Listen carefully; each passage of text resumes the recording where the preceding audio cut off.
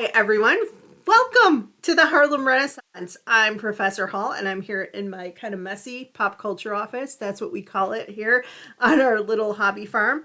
I'm recording these not from my normal office because we're on break at the moment. So I find that rather than just send you out an announcement each week with text, it's a little bit more helpful that you actually see me. Since this is an online class, you feel maybe a little bit more connected to me and the material that we're going to be looking at. So, our class starts next week. You can, if you're reading this announcement and seeing the full video in our course, you can go in now and see the entire course start to finish. So I like to have the whole thing open for you so that you can see what's coming up and what'll be expected eventually. But to give you an overview, in the first 2 weeks, we're going to be learning about the Harlem Renaissance as a movement and how it fits in with the lost generation and the modernist literary traditions of the 1920s and 30s especially.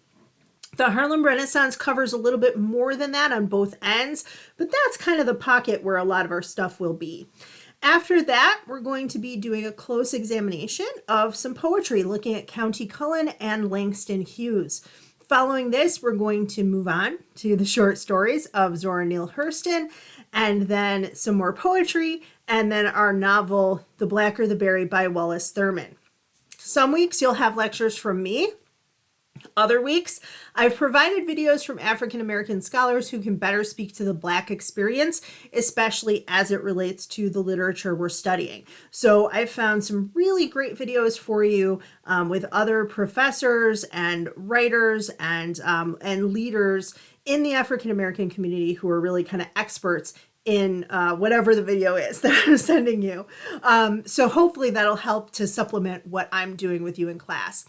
On Wednesdays, starting with week 2, I don't want to overwhelm you the first week, but starting week 2, I'll also be sending out some mini lecture videos that are about 8 to 10 minutes long about some of the other leaders of the Harlem Renaissance, including artists, composers, musicians, activists, other people who were around during that time and kind of part of the whole scene. A lot of times they hung out with the literary figures we're studying, and sometimes they were kind of more inclusive to their own set, but nevertheless, some of them did really amazing things, and I'm really excited to share them with you.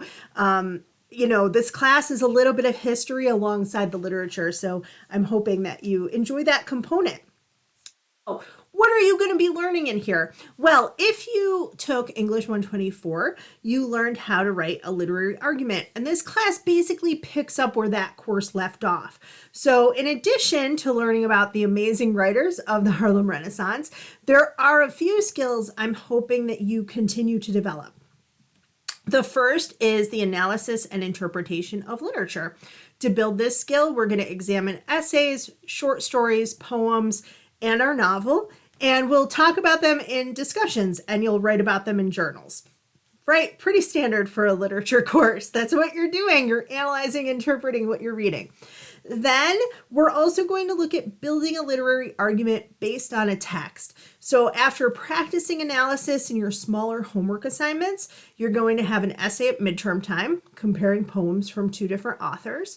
And that'll just look at the poetry, no outside sources. The third skill is evaluating secondary sources. So in some of your journal homework assignments, you'll be reading and responding to a piece of criticism. And then the last skill is building a literary argument and incorporating secondary sources. So at the end of the term, I have sources for you from library databases, and you'll be writing an essay using at least 2 of those secondary sources. So it might sound like a lot. We're going to take things one step at a time, and everything that you do is going to kind of build those skills for some of those larger projects, right? So a lot of practice and a lot of discussion built into the class. So basically that's our course. I hope that you enjoy your time with us this term. I know that for some of you it's required, but I really built the class over the last couple of months to help you appreciate and enjoy learning about the rich history and literature of this time period.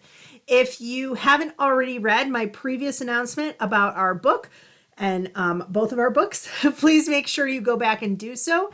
And if you have any questions at all, you can feel free to email me. My email is at the bottom of this announcement. That's it. Thanks, everybody. I look forward to seeing you next week.